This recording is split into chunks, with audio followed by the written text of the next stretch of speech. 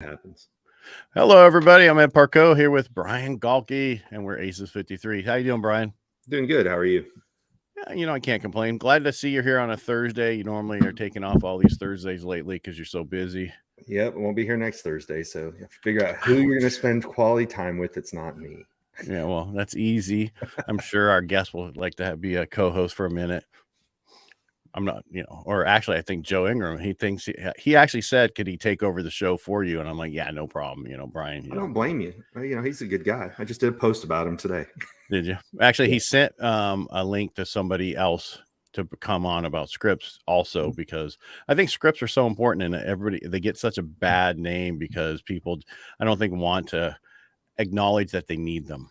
Right. Well, that's what's cool about today's guest is she's going to tell us how she uses scripts a little bit differently than what we've talked about with Joe and just you and I. Okay. So Is it the yeah, Fonz?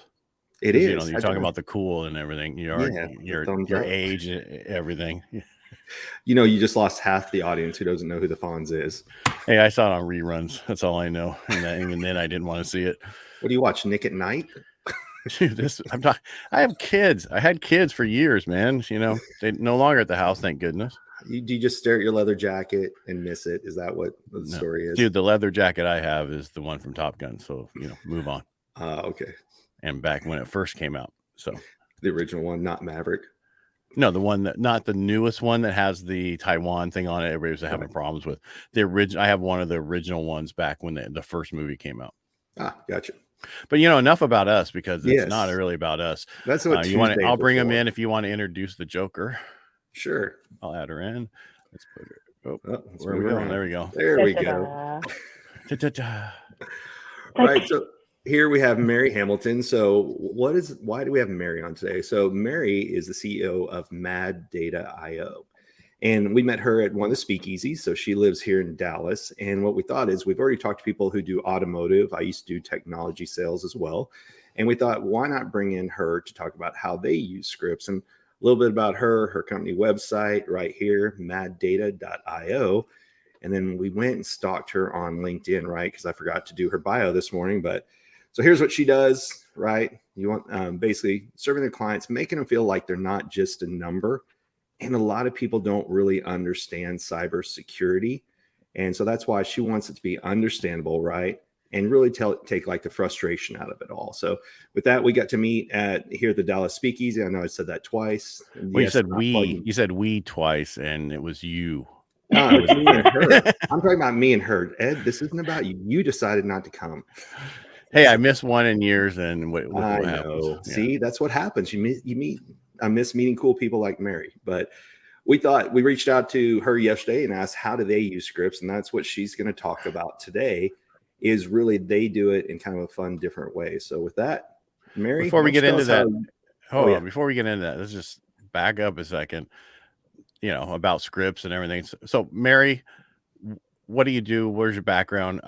When I set the post up and I was looking at it, I know you're a speaker, a bunch of stuff. So how did you get into what you do? Because that's not your forte originally, right? No. So I was going to be a photographer, and I started doing photography, wedding photography, family photography, etc. And my husband started an IT company when we first got married. And then we got into this place where it was like he needed help. And I was like, I've got a lot of ambition and drive. So I was like, I can either do my own thing or I can help him. So I decided to help him. And I helped in the background for years. So that's how I got into tech, was just the background stuff. And then the company started shifting, and then I started learning. Like, we got into some marketing groups, we got into some mastermind groups, and I was like, what the fuck? I'm like, this stuff isn't, like, it blew my mind, right? Like, all this technology out here, and the lack of communication that, unfortunately, tech people struggle to communicate effectively with people, because it's so, like, up here. It's kind of like talking to a doctor, like a neurosurgeon. You're like, can you please speak it in layman terms? And I'm like, so I'm not a tech. So I dove straight into it, started changing our company. I took over the company and really focused on cybersecurity. So that's how I got into it. It wasn't like I woke up one day and was like, oh, wow, I want to be in technology. But it's one of those great mistakes, or like, not a mistake, but the things you stumble on, and then you find that you're passionate, because I care deeply about protecting people. And I come from a military background. My family was in it. My dad passed away in the military. But serving and protecting and creating certainty and stability for people, that is my core. And so that is a way that I found this is something that I can give value to society, is I can teach them how they can protect themselves and their data and their families, because we've never lived in a time in life where somebody from across the world can literally destroy your life with a click of a button, ever. And I'm like, that's terrifying. So that's what drove me to do it. And that's what still drives me to be so obsessed about it and passionate. And so I try not to get in my soapbox, because I'm like, let me tell you something. Da, da, da. And then I'm like, simmer down, Mary, simmer down. It's okay. But that's how I got into it. Yeah. So I want to go back to what you said. You said that people in your industry, they don't communicate. I think that's a common across all industries. And a lot of times people want to use your industry jargon and or Lingo. initials and all these. And it's like, no, you can't do that. You have to. I remember when I first started, I was in the computer industry. Everybody wanted to talk about this. And it's like, no, I don't want to talk about that. I want to talk about how does that work, layman terms. I was in the medical field. You never spoke, to people the way that other people spoke to them. I spoke to them how they could understand it. Yeah. And it's so important with whatever you do communication wise that you communicate their level. Yes, that has been the key. And that's going to our marketing and stuff. It's like changing everything. I try not to put we're not technology solutions. That's why I like Mad Data. It's different.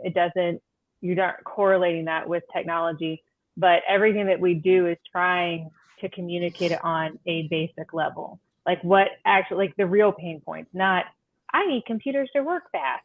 Nobody cares. They're nobody's sitting there unless you're a system IT admin who's like, I need to know the network infrastructure and if the VPN is set up through SSL ID and I'm like, nobody cares.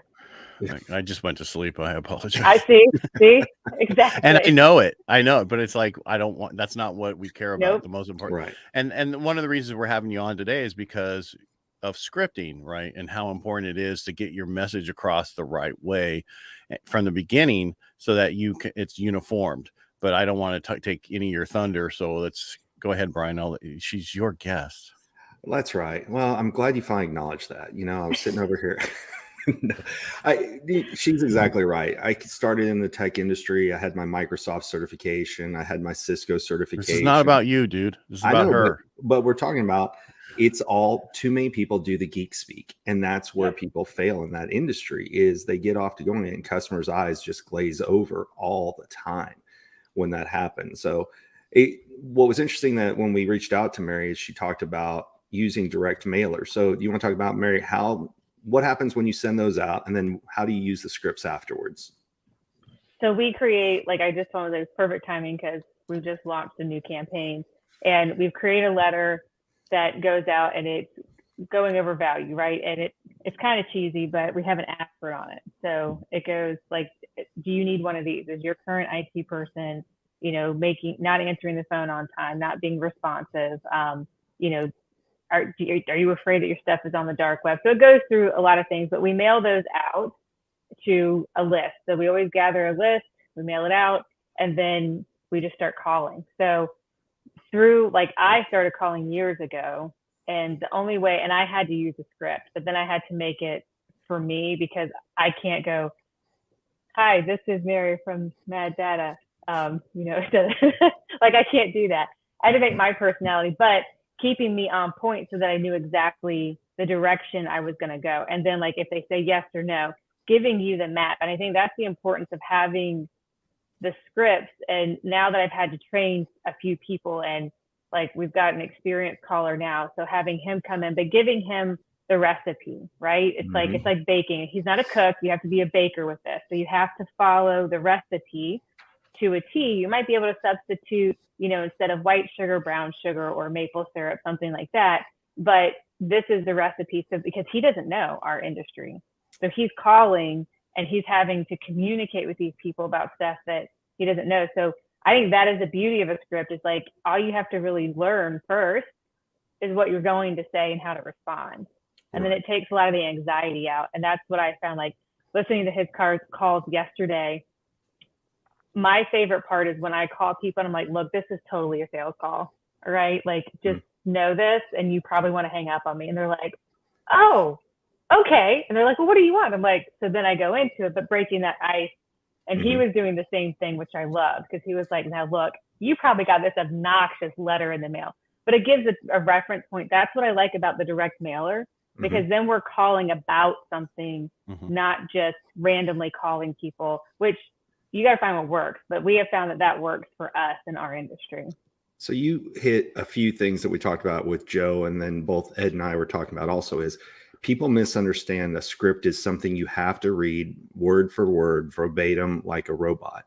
But really, it's just a checklist or a guideline to keep you going in the same direction every single call. And Joe talked about that he works with the automobile industry, and he's talking about that people would take the script and then personalize it. And that's so important, is you have to make something your own, or else it comes across as Ed's favorite word, inauthentic. Right? But authentic. It's one of those things but again, it's like if you're going to give any good speech or anything else, you have guidelines, bullet points, something just to keep you on track. And too many people try and wing it, and that's when things fall apart. It's like the training wheels on a bike, right? When you first start off, you need those. The script is a training, and then it turns into a guide. You don't need it. You just have it there. It becomes who you are. You say it all the time. And someone last week had made that comment where scripts become guides, and it's so true. And that's what it's there for. It's to help you understand, because there's nothing worse than trying to talk to somebody and have no idea what they're talking about. Right. No. And I've seen, like, watching a lot of other companies too, we're not this big yet, but when you have a big team and then you've got, pods or whatever, it's also a way for you to measure what they're doing and how they're doing it. So if they're not closing the deals or getting appointments, then you're like, okay, where they have been, you're like, well, what's going on? So then you can always go back and listen. And then they're not using the script. Like, they've literally just made up their own narrative, and it's not landing. So it's like, once you find what's hitting with people and what's resonating, you got to stick to it. Because then if you're not, you're going to see the evidence. And that's what I like about it too. It's like, if you have whatever you expect, you have to inspect. So if you are expecting to get good results, you have to be able to inspect that and then see, where it's going, why it's doing that, how it's doing that. And then you can see the results, and it always speaks for itself. I agree. I like her. Brian, you can go. All right. Yeah. I thought Joe would replace me. Make up your mind. Actually, no, we're always looking for somebody when one of us can't be here to fill in, because they're all, it's important to have, it's about sales, and it's important to know in order to have consistency, you need to have a script, especially if you have a team. And I brought this up before. We had one of the first call centers in the mortgage industry, and I trained them with my script, and we did amazing. But if they weren't, then they were doing wrong, because they were not following. Yeah, it is actually right now, because I'm talking. He's like, I've got the hat on. And after this, I have to go up to it's 4,000, 5,000 feet. So it's going to be cold. So I'm dressed to go there after I do. And but the most important thing about the scripting is, and I talked about this last week about me again, that me and my business partner at the time, we shared the same office, so that when employees came in to complain about something or ask us something, they had to ask it once. Well, but we both sold. And he's like, dude, the moment you pick up the phone, you say the exact same thing all the way through. I go, of course, that's how you're consistent. That make sure you hit all the things, that any objections you've ever had, any of this other stuff, you want to have that part of your script, and your script needs to grow with you. Whatever objection you've had multiple times, or even a new one, if it makes sense, add it into your spiel. So that way you don't have, this is from Zig Ziglar back in the day when Zig was huge. And objections should be in your script so you don't get them. Right. Yeah. And not be afraid of objections. Like, that's what I have found as we've done. It's like, you can go over, like, I would list all the objections, but when they get to it, like when the callers, they're like, and I'm like, dude, it's right there. Like, it's on the script. Like, we've put yes, no, we've put all these things, but that practice to overcome them, and it's just fear. Like, that's one thing that I like about scripts too. It's like, you eliminate it. So I'm gonna back up a little bit. If you don't understand something, you can't explain it. And if you can't explain it, then you don't understand it. If you understand something, you can control it. So what you were saying about, it's like, all those objections, you could control, you were almost like a mind reader, right? You're like, I can totally control how this interaction is going to go because I understand where they're at and by what they're saying. So I know it's going to go here, and then I can steer it to really where I want it to be. That is a superpower. Yeah. Okay? And that's exactly what you need to do. You control the conversation. I mean, to a point where we used to have people call and we would call them back so that you control the conversation. You don't have to do that, but when someone calls you, they control the conversation, but you don't have, sometimes you can't get them again in today's world, but back then it was totally different. Now I know why Ed doesn't answer my calls, but then he calls me back. Because you're always, I can't talk to you. I'm on the phone.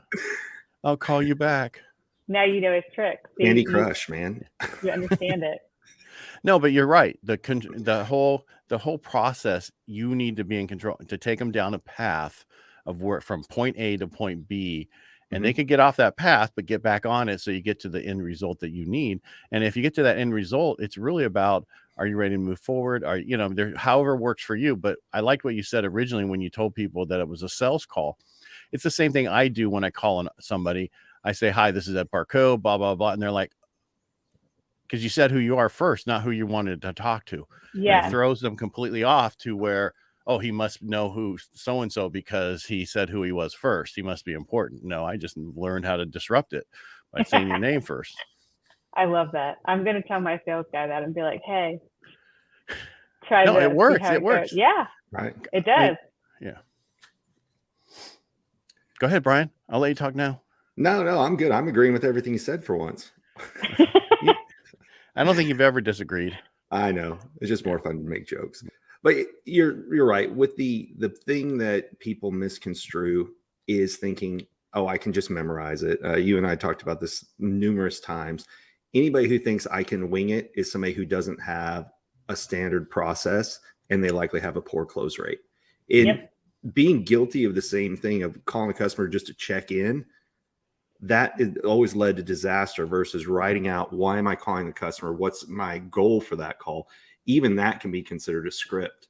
So it doesn't have to be paragraphs long. It can be, what's my intention behind the call?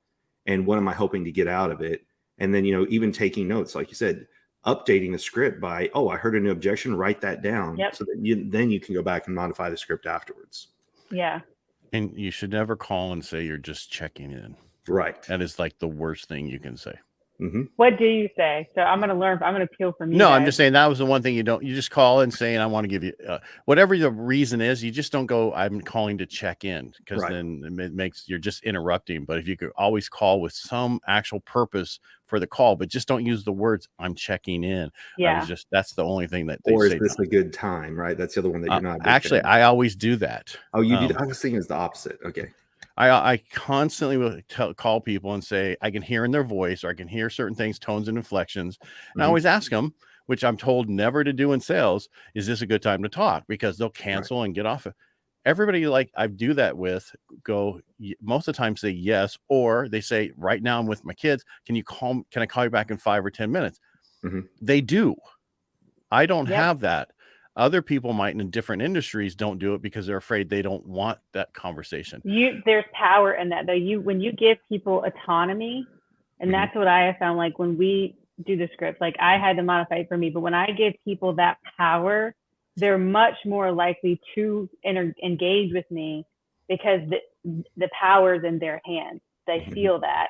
And then I'm like, sure, like no problem. And you're right that they will call back or they'll respond to me. Versus if I'm just like, hey, given, I guess a typical cold sales pitch to them, it just makes it a little bit more human. So Greg Reed is famous for, when he calls people, he said, hey, I need 7 minutes of your time. And he would set that expectation up front, because the first time you get a cold call from somebody, what everybody's subconsciously thinking is, how long am I going to be held hostage?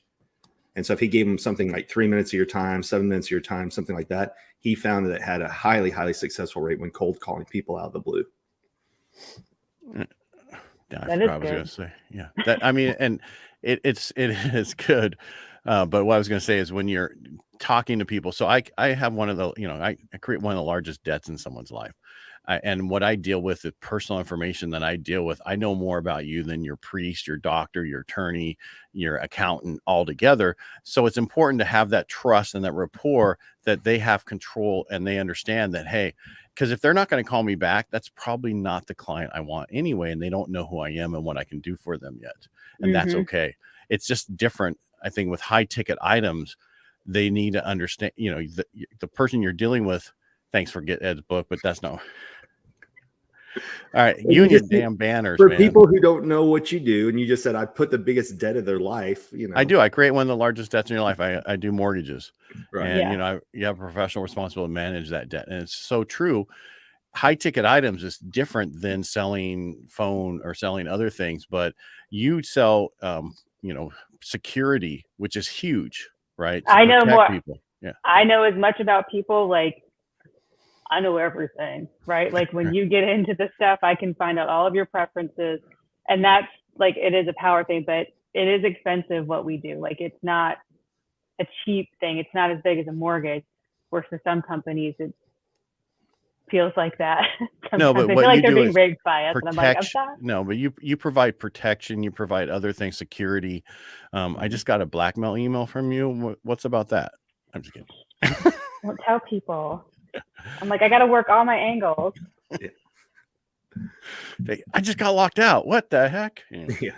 She sends you an invite to connect on LinkedIn, and now you're locked out. Exactly. Exactly. You clicked on it. You clicked on it, Ed. You weren't supposed to. I never. And that's, it's amazing that kind of stuff that comes to people. I had a guy that worked for me constantly would click on that stuff. It's like, what are you doing? And I get it. Just some of that stuff looks real, but there's an easy way to figure it out. Why don't you just hit reply all and see that the fact that it's not a real email and that move on. Nigerian prince is going to make me rich. Okay. Right. We had a new employee just start, and which I was really, really smart or proud of him, because going through training and stuff, he texted and he's like, did you just send me an email requesting gift cards? And I was like, no, I did not.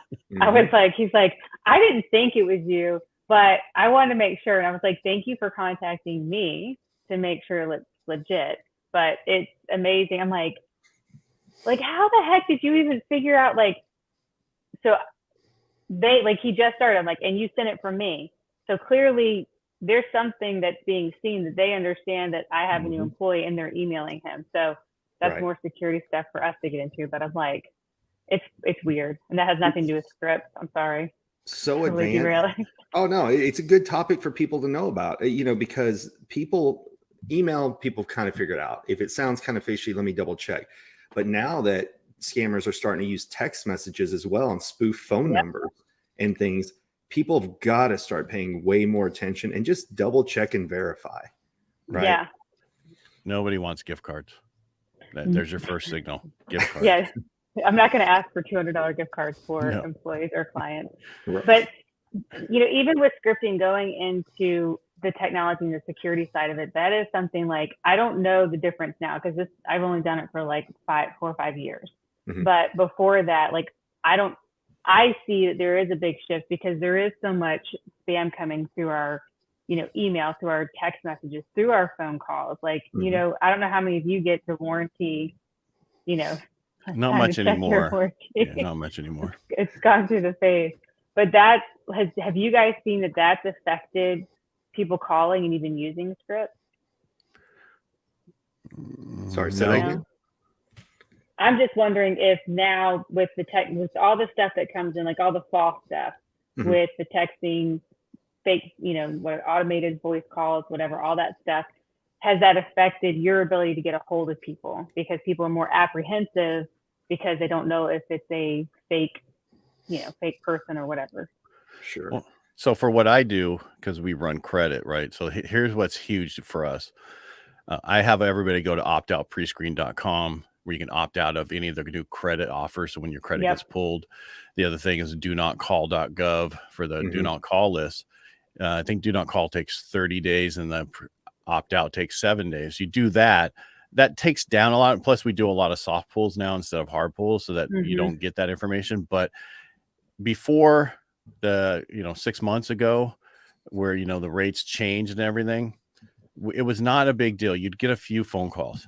Now it's up to 92 phone calls from all these different companies trying to get you to go with them, and they have nothing to do with the transaction and all that stuff, and you have to be very careful. So for where I am, again, it has to do with that financial side. So I have them do this ahead of time. So when we do run credit down the road, it doesn't matter. They might get 1 or 2 phone calls. They're not going to get 92 phone calls. Yeah. But I think everybody should do the donotcall.gov and the absolutely. optoutprescreen.com. Yeah. You can, if you want other stuff as far as big data, which I could send that to you guys later, but you can go find, like, look up the big data people. It's like not white pages. I can't remember off the top of my head. But if you want to get your data off of the internet, you can go do that so that people aren't stalking you.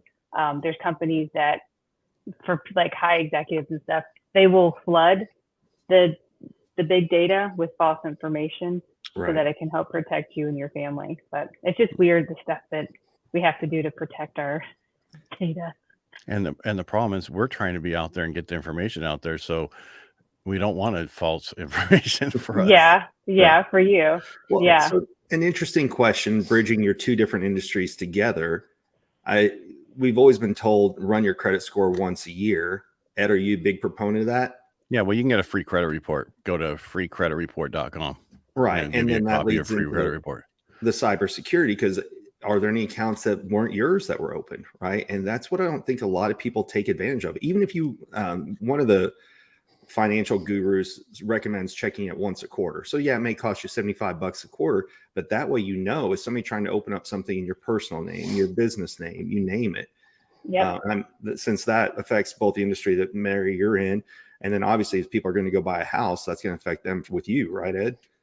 Yeah, I mean, you can get any like Experian, TransUnion, Equifax, any of those. You can sign up for a little bit and they'll watch what's going on. Right. But the biggest thing, a lot of times, like I just had somebody who had an 800 FICO score, and then she's come back to now do something, and her score is 680, and it was because of a Comcast collection account for $20. Yep. And it wasn't even supposed to be on there. And so she's fighting it. And I'm like, you can get a deletion letter from them, but you have to move up the chain to do this, to get it off there. People don't realize a recent late, I don't care if it's $5 or $1,000 in a payment, it hits you the same way if you have good credit. Yep. Wow. Yep. We had a Lowe's when we were moving and buying the house. We had canceled a Lowe's card like 2 years ago, and they'd been sending it to like an original address, and we had we never got it. We'd been in there, we had checked on it, like we had talked to them, and it was $1 freaking dollar that they were like holding on to. And so then we had to do that same process with buying the house. We're like, look, this is like false. And then Lowe's was like, I'm so sorry, we didn't mean it. I'm like, yeah, now you got to like make it right, because you're jacking up our credit and we're trying to buy a house. And that $1 will cost us a few $100 extra a month. Right. Because I mean, points. I mean, it's the points and the difference in the FICO score, but they can do a deletion letter and take it off. Yeah. And it's not a big deal. It's just, but again, it has to do with people don't stay on top of their stuff. Yep. And also don't, so there's not a credit card show, but don't ever cancel a credit card ever. You'll lose the whole history of that card. I had another lady who was a friend of mine, and she had a 780, decided to cancel a credit card, and she got a 690 after that. Oh, wow. That's amazing that it took that much up. Yeah, go to getedsbook.com. You'll find out all this information there. That takes you to my website, and then it takes you over to Amazon where you can purchase it, because nobody could ever spell my name right. So, because Ed's hard. Correct. Well, you were Ted, according to Joe. So yes, I can see how it's difficult. Even there, see, and that's an easy one. It's only 2 letters. Struggling with that. But you can find me everywhere under Ed Parco. I'm everywhere under Ed Parco. So right. So back to scripts.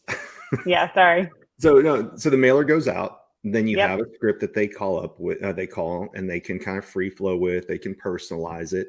What happens after that initial call? Is the goal of that to get to an in-person meeting, to set up a presentation? Where do you go from there? Yeah, the whole goal is we want to get an appointment so that we can then give the sales pitch. So there's actually a sequence of, so we send out the mailer, then there's emails that go out that are timed, and as well as the phone calls. So there's a sequence of 3 phone calls and then 3 emails that will go out over like a 2-week period, so that we're touching base with them and following up. If there's no response, then they get moved to like a farm list for us, and then I'm just drip marketing to them. So they'll stay in that for about a year until they If they're not completely not responsible, we find out that they're not in business or we get a no, then we remove them. But yeah, everything's about the process for Right. us. I have two questions. Yes. Sorry, it's not a two-parter. First, you're in Dallas. Do you use Go High Level? No. Okay, well, Brian, you can talk to her about that afterwards. Or we Right. can. We have Keep is what we use. You got to look at High Level. It's a whole especially 'cause marketing thing into a CRM. It's she met Yeah. him. He was at Yeah. he came and spoke. Yeah. Robin came and spoke at the speakeasy. Yeah. I'm amazed because I saw, for me last year when I changed what I was doing, there was a company who was, I thought it was their software that they were using. No, it was High Level software. They had just set up the whole thing the way that it was, and it was amazing, the process. Wow. And I'm like, this is what I want. And come to find out, it was Go High Level. Mhm. That's the first one. Second, on your scripting, Mhm. how long do you wait, or how long do you tell them before they can change the script? You follow me on that one? Yeah. They have to go through like a first batch. So like we had like 500 that went out. So I'm like, let's see where we get, basically until they start setting appointments. And then I have to see, I'm like, okay, tweak it. Let's see if this works. Like it's the formula. So we've had to go through, like the last round we did last year, it was probably like every week we were sending out direct mailers and then listening to phone calls, and it's all based on the result. So if I'm not getting the result, Mhm. then I'm like, okay, change it. Let's see if this will work. Let's see if that'll work. But being involved with it so that they can do it. Having somebody as experienced as this new guy, he's like, I'm going to tell you right now, this is like a crap script. And I was like, okay, well, show me what you got. You know, I'm like, this is what we've been going with. He's taking the core elements, but then he's adapted it to him. So I guess for me, it depends on experience and then the results. So if I'm getting the ROI on it, if I'm getting the appointments, I don't care what you say. I'm like, within reason, right? But like get it in there so that we have the proof of concept, and then you're getting the results. So then take it. But I think, sorry, I'm not finished. It's my floor. So from what I'm hearing is basically, here's your script. The core part has to stay. How you come across and how you talk to them can be yours. Yes. And that's what I'm hearing. Okay. Yes, pretty much. Yeah, because the element, like the key ingredients is we sent something. I need them to acknowledge, did they receive it? And do they understand it? And then do they want an appointment? So like those are the key elements in there that have to be communicated. Otherwise, and then if they can, like ideally, the best outcome is finding the right person to get a hold of, because sometimes we don't have that. So if they can get that, then I'm like, sweet gold. It's awesome. Yeah, I like to talk to who handles your IT stuff. Click. Yeah. That's what we've had. That's all pain points, right? Like one of the first guys we had, he's like, hey, I'm calling to talk to you about a package you've received, and do you need help with your computers? People are like, no, I've got that handled. And I'm like, so like we had, that's the thing, listening to it and people getting the confidence to say, it's like, please. The importance of, that's why we've given you the recipe, instead of you feeling, because when you hear anybody with that lack of confidence in their voice, that tone, you're like, I am not going to waste my time whatsoever. But if you have confidence in your voice, it'll get you further than anything. Yep. Brian. Correct. Well, I was curious. We talked about mailer, email, phone calls. You get the appointment. Do you script out your appointments as well? Like in terms of putting a PowerPoint presentation or something together? Okay. Yeah. I have a discovery presentation that we go through. So for that, and that to me is the most important, because if I get that appointment, my goal from that is to make sure that we're a good fit for each other. Mm-hmm. Like, not that you just need IT services, but if I don't like you and you don't like me, like I don't want to work with you and you don't want to work with me.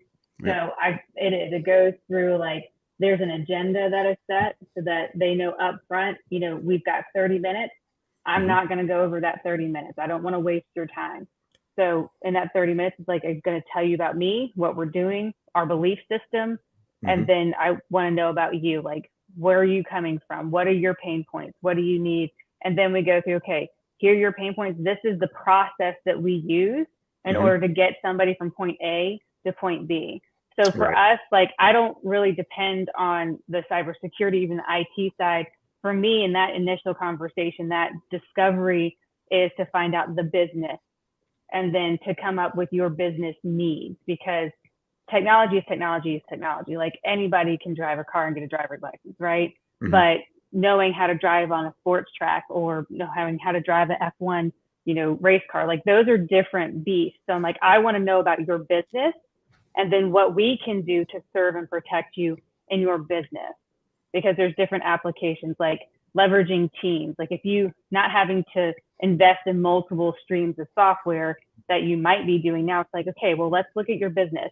Can we eliminate X, Y, Z, and then we can consolidate, and then you can be more efficient running your business using technology the way it should be used, mm-hmm. instead of feeling like I just need to throw a bunch of stuff in here to make it work, that type of thing. So yeah, we follow that. Everything is pretty much scripted and processed out for us. And that's perfect, because that's one of the things that Ed and I talked about before is people think scripts is only when you're reading something off. So like on Tuesday, we played the beginning of Up where he's I am a wilderness explorer, but really. I'm sorry, that's beautiful. Oh yeah, that's what we played. You have to watch Tuesday's episode.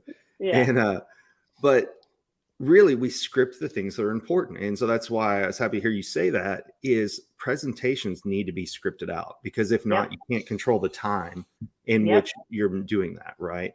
And the same thing of if you're going to go, it's not just if you're going to meet with them, you need to have an agenda so that you don't go over time. If you're doing a PowerPoint presentation, you rehearse it so you know how much time on each slide, so I can still stay within the time frame that I'm given and I don't just show up and throw up the entire time. Yep. So, and then so you've gone, sent out the mailers, email, phone calls, you've had the face-to-face. What's the final phase of your scripting to close a deal? Then it's going to be the quote and proposal. Like that to me is the most crucial. So like we usually run some type of an assessment so that people know where they are. So if we've gotten past, the discovery and they're like, hey, I'm interested. It's okay. Let's follow this process. Let's follow this script. And we need to deploy this. We need to check your system and see, what vulnerabilities you have, or where the open doors are, or, how many credentials you have on the dark web, whatever it is to bring value to them. And then after that, it's like, okay, now we know this. We're going to bring back to you a presentation or a quote of what it would cost, because we know the amount of computers, we know the recipe. So here's the cost. Everything for us has a script, because even upon closing, once I close that deal, that post-close, that experience that they have with my brand afterwards is the most critical.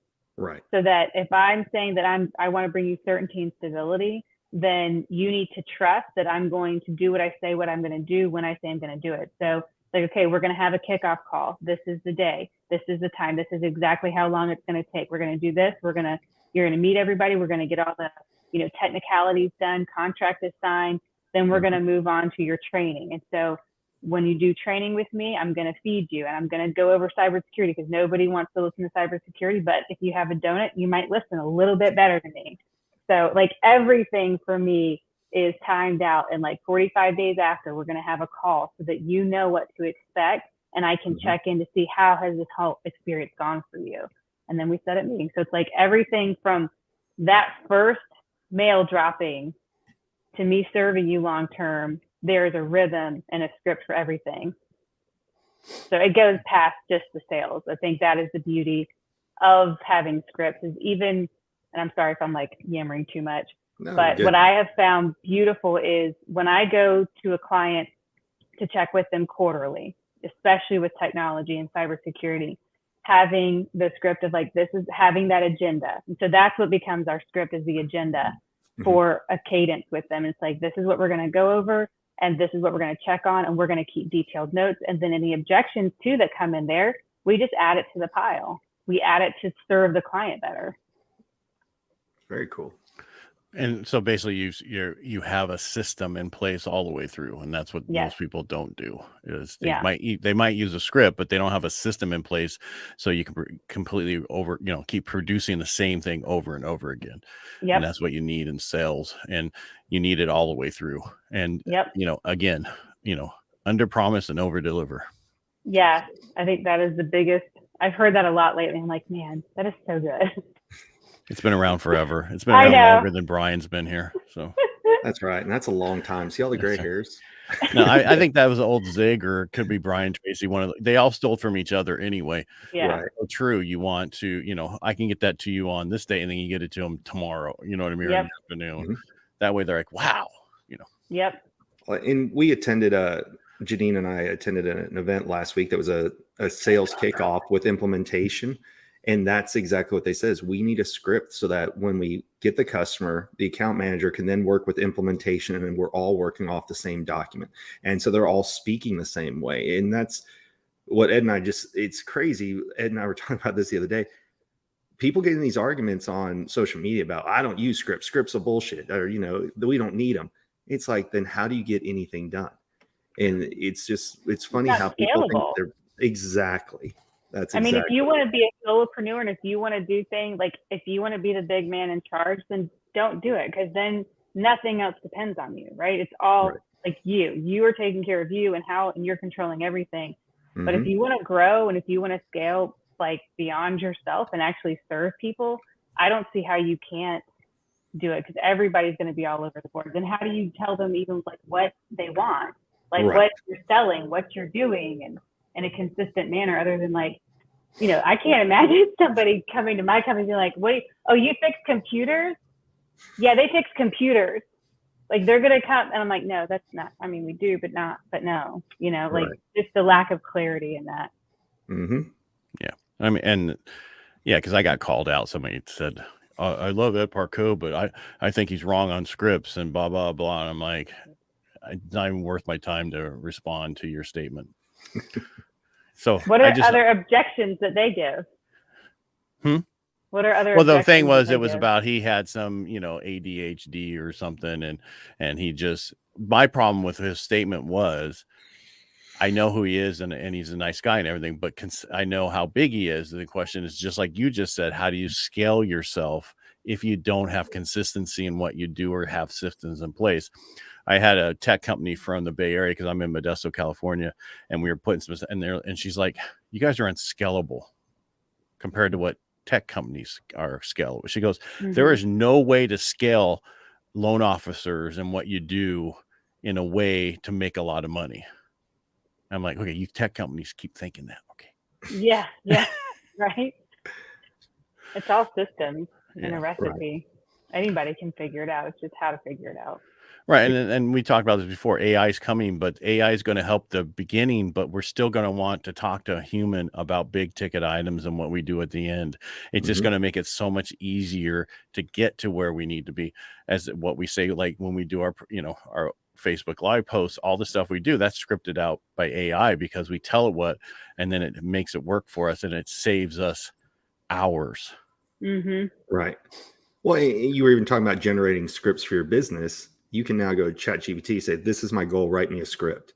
And then you personalize it after the fact. It's just, that's where the sales jobs will never go away. People making phone calls will never go away, because one of Ed's skills is he listens to what's going on in the background, what's going on with the tone of their voice. Do they sound stressed? AI will get there eventually, but people still want to know they're talking to a live person. Mm-hmm. Relationship. Yeah. I mean, because that's what it's all about. It'll give us more time to be face to face with our clients. That's all it is. Yeah. Yeah. Yep. Well, I mean, we've gone past our 40 minutes. Our 40 minutes. We've gone past our 30 minutes. Yeah, our 30 minutes. You did a great job explaining how you get it started, from mailer to the appointments, sign the contract, what you do with them. So we'll obviously bring you back when we dive in further into the sales process, if you're willing to come back. And Ed, any other questions you can think of for her on scripts? Not right in this moment. All right. Well, because I love my banners on the way out. I know I've been waiting. You've been holding back. How so do they much. get a hold of her? Right. Yeah. I've paced myself this one. Right. Yeah. So best way to reach out and find about her and her company, maddata.io. Right. Yep. Then she's got a LinkedIn that she's going to work on later, because this one's a little bit long to get to. Yeah. He told me, I was like, thank you. Thank you. I got to make it easier, more relationship driven, right? Just your name. Yes. Yeah. And if people want to learn more about cybersecurity and things, she also does videos on her Instagram page about cybersecurity, things to watch out for, email hacks, you name it. So those are all the different ways that you can get a hold of Mary. Yep. And Dallas just got hacked yesterday. They just released that they got hacked. So good Yes. stuff, the whole city. So anyway, thank you guys for allowing me to come on and share, what we do and if it helps people. So thank you so much for it. I appreciate it. Well, Yeah, we thanks for appreciate you jumping being in. here, and don't run away yet. Yeah, stay with us for a while. I'll take us out. All right. Thank you so much for being here today, both of you. Mary, especially you. Brian, you're here. Yeah. If you like what we do here, if you like what we do here, just subscribe, let people know about it. Go to our YouTube channel, subscribe. That's the easiest way you can support us. And again, thank you for being here. And we're here Tuesdays and Thursdays at 10 a.m. Pacific, which is East Coast time is what, 1? Yep. And what are you, Central? She's Central. Noon. You're outnumbered on the Central people here right now. So all right, we'll talk to you next Tuesday. All right, bye.